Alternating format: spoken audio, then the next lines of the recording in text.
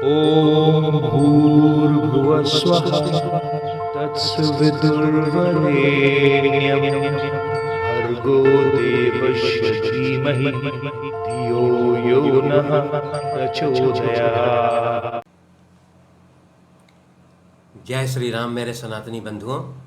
आइए इस सनातन रूपी वृक्ष के जड़ों को सिंचित करें और इसे पुष्पित और पल्लवित करें और इसे इतना विराट और शक्तिशाली बना दें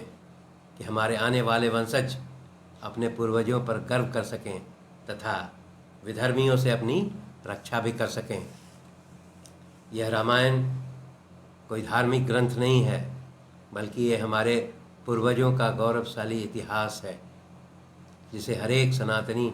पुरुष को, स्त्रियों को इसका अध्ययन करना चाहिए।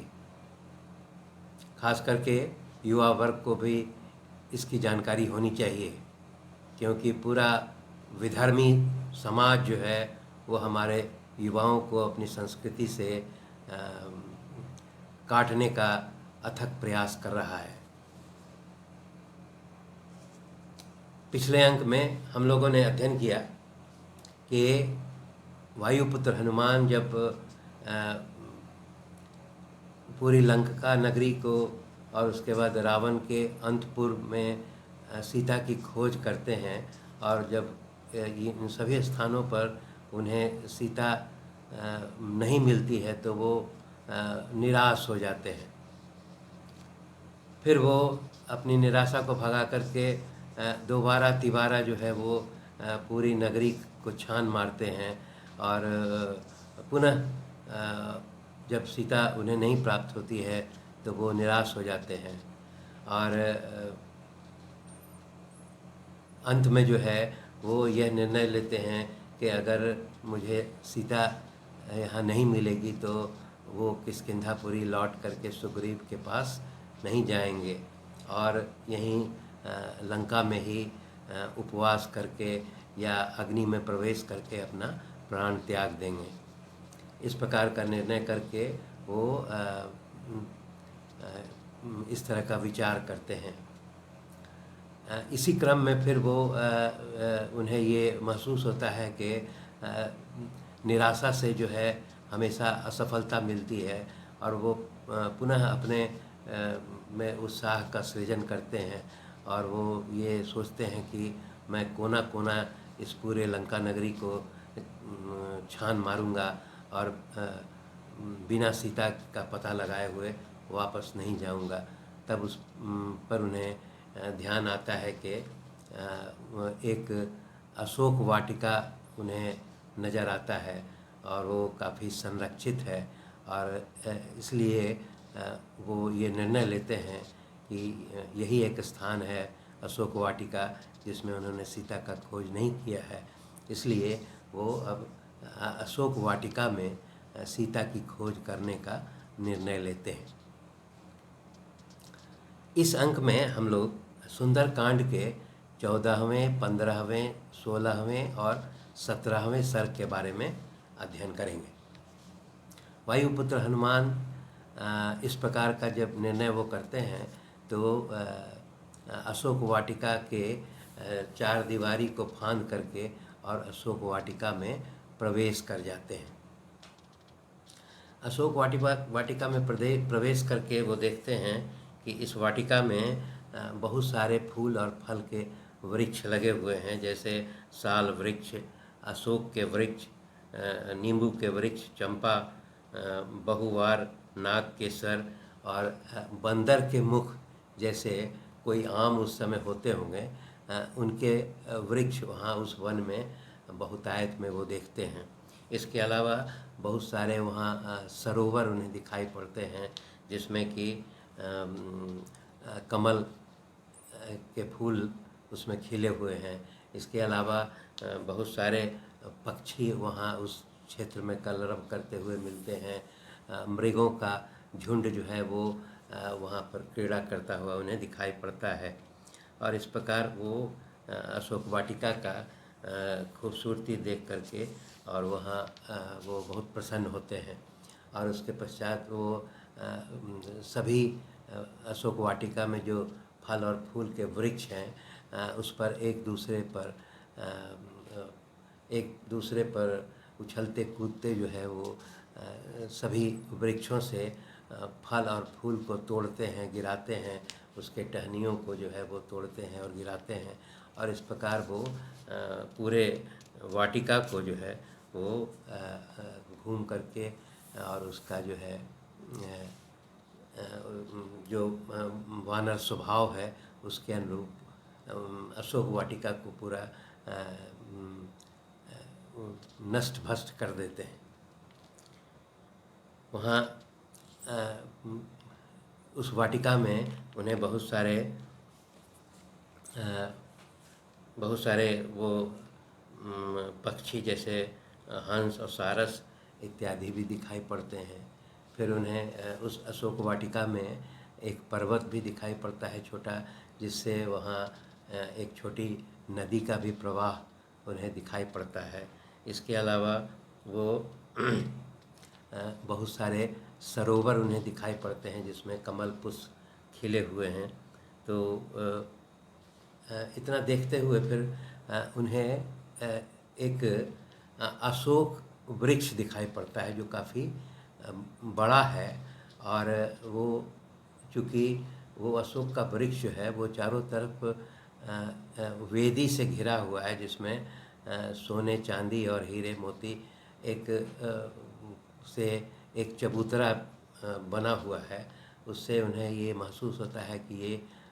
अशोक का वृक्ष जो है वो कुछ विशिष्ट है और ये काफ़ी बड़ा है। इसलिए वो यह निर्णय लेते हैं कि अब इस वृक्ष पर चढ़ करके और वो पूरी अशोक वाटिका को देखेंगे, ऐसा सोच करके उस अशोक वृक्ष पर वो चढ़ जाते हैं। जब वो अशोक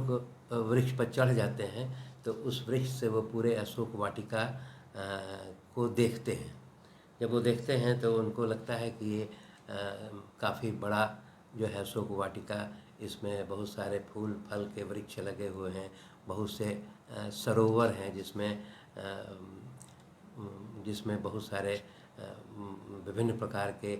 पक्षी जो है वो कलरव कर रहे हैं, और बहुत सारे जो पशु पक्षी जो है वो उसमें विचरण कर रहे हैं। तो इस प्रकार वो सोचते हैं कि सीता जो हैं वो वन्य जीवन और इसमें उनको काफ़ी लगाव है, इसलिए वो सोचते हैं कि अगर सीता जी जीवित होंगी तो ज़रूर इस अशोक वाटिका में आएंगी, और इसी प्रकार का विचार करके वो अशोक के वृक्ष पर सीता जी का इंतज़ार करने में और पूरे अशोक वाटिका को निहारते हैं। उसके बाद वो देखते हैं कि वहाँ अशोक वाटिका में जो है वो बहुत सारी अट्टालिकाएँ भी हैं, और उसके बाद वो बहुत सारे जो वृक्ष हैं वो जैसे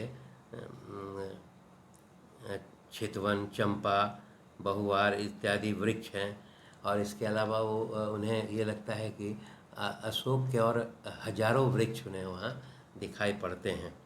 जो उस वन की शोभा बढ़ा रहे हैं। इस प्रकार जब देखते उस वृक्ष पर चढ़े हुए वो सभी जगह जब नज़र दौड़ाते हैं तो दूर उन्हें एक बहुत बड़ा मंदिर दिखाई पड़ता है, और उस मंदिर का इसमें खासियत बताया गया है कि वो एकदम सफ़ेद रंग का है और उसमें हजारों उसके खंभे हैं। तो इसका मतलब ये बहुत बड़ा मंदिर रहा होगा, और उस मंदिर को पर वहाँ पर अवलोकन करने के पश्चात उन्हें एक सुंदर और मलिन वस्त्रों में एक स्त्री दिखाई पड़ती है, और वो देखते हैं कि वो उस स्त्री को देखने से ऐसा प्रतीत होता है कि ये उपवास से बहुत दुर्बल भी हो गई है, और उसका चेहरा जो है वो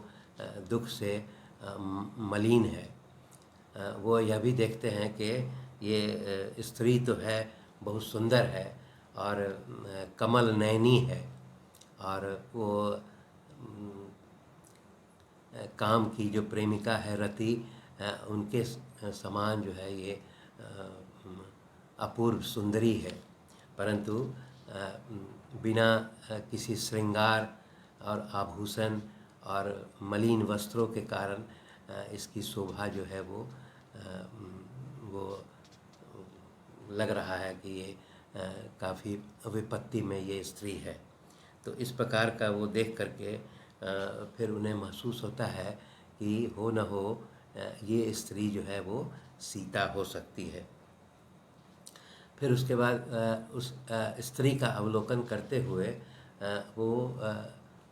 उस स्त्री के शरीर पर जो आभूषण हैं उसका अवलोकन करते हैं और वो पाते हैं कि श्री रामचंद्र जी ने जिन आभूषणों के बारे में, सीता के आभूषणों के बारे में चर्चा की थी, वो सभी आभूषण जो है इस स्त्री के अंगों में जो है सुशोभित हो रहे हैं। पुनः वो यह मिलान करते हैं कि सुग्रीव ने जिन आभूषणों को दिखाया था, जिसको कि सीता जी ने अपने वस्त्रों में बांध करके सुग्रीव के पास फेंक दिया था, उन आभूषणों का मिलान करते हैं और वो पाते हैं कि वे आभूषण जो है उस स्त्री के अंगों पर सुशोभित नहीं है। इसके अलावा फिर वो चूँकि इस स्त्री के जो वस्त्र हैं वो हालांकि मैले कुचैले थे, परंतु ये पीला वस्त्र उनके शरीर पर था और फिर वो जो सुग्रीव के पास जो सीता का जो वस्त्र आभूषण में जो बांध करके जो गिराया गया था, उस वस्त्र से मिलान करते हैं और वो पाते हैं कि यह उसी प्रकार का वस्त्र है जो इस स्त्री के पास, जो इस स्त्री ने जो इसका धारण किया हुआ है, और वो वस्त्र जो है वो एक ही प्रकार का है। और इस तरह का विचार करके वो ये निश्चित करते हैं कि हो न हो जो है ये निश्चित तौर पर ये स्त्री ही सीता है। और उसके बाद सीता को देख करके उनका जो है चेहरे का सुंदरता और यह उनका जो शरीर का जो बनावट है वो देख करके और वो ये सोचते हैं कि श्री रामचंद्र जो है वो वास्तविक में बहुत भाग्यवान हैं जो उनके ये स्त्री उन्हीं के होने लायक है। और इस प्रकार का विचार करके वो बोलते हैं कि इसी सीता के लिए उन्होंने बाली का वध किया है और इसी सीता के लिए उन्होंने कबंध और विराट नामक राक्षस की हत्या की। उसके पश्चात इसी सीता के लिए उन्होंने वन में 14,000 राक्षसों का वध किया और फिर युद्ध में खर, त्रिशरा, दूषण इत्यादि राक्षसों का वध किया है। और फिर वो यह विचार करते हैं कि इसी सीता के लिए मैंने ये 100 योजन समुद्र का लंघन किया है। इसलिए वो इस प्रकार का विचार करते हैं कि ऐसी पत्नी के लिए श्री रामचंद्र जी अगर पूरी पृथ्वी और समुद्र को भी उलट देते तो वो उचित ही होता। अर्थात ये सीता के जो भव्यता है उसको देख करके वायुपुत्र हनुमान बहुत प्रभावित होते हैं और अंदर से बहुत प्रसन्न होते हैं कि उन्हें सीता का दर्शन हो गया है। और फिर ये सोचते हैं कि ये वास्तविक में जनक पुत्री सीता है और अयोध्या की पुत्रवधू सीता हैं और कमल नयनी हैं। और इनका ये है कि रावण के हरण के पश्चात भी इन्होंने अपना सतीत्व और जो है ये अपना बचा करके रखा है। और ये श्री राम जी के प्रेम में इन्होंने पूरा राशि अपना सुख सुविधा छोड़ करके और वो इनके साथ वन का दुख झेलने के लिए वनवास का इन्होंने स्वीकार किया है। इस प्रकार का विचार करके वो कि सीता